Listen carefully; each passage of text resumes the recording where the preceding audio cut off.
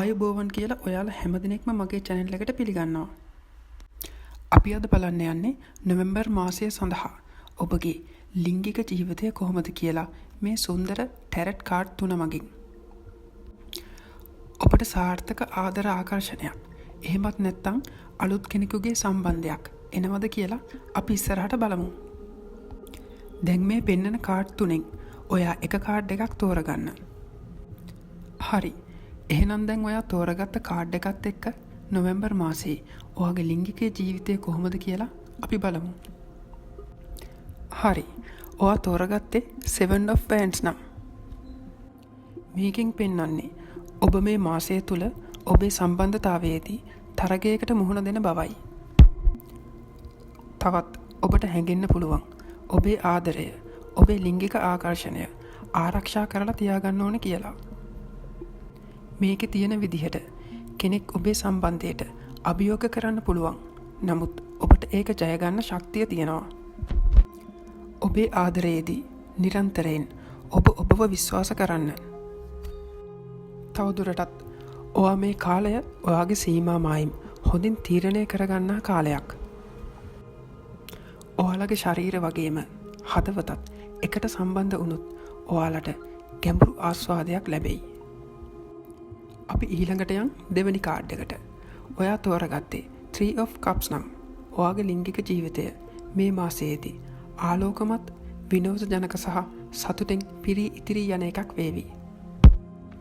ඔයාට වැඩි වින්දනයක්, සමීපභාවයක් සහ වැඩිපුර විනෝද වෙන්න පුළුවන් මාසයක් වේවි. සමහර විට ඔයාට අලුත් කෙනෙක් හම්බෙන්නත් පුළුවන්.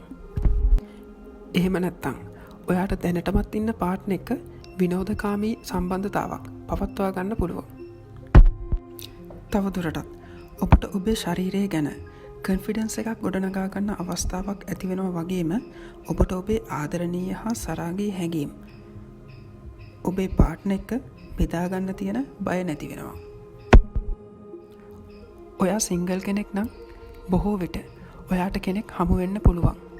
ඒකත් ගොඩක් වෙලාවට මිතුරෙක් විදිහට සම්බන්ධය පටන්ගෙන දුරදිග යන්න පුළුවන් දෙයක්.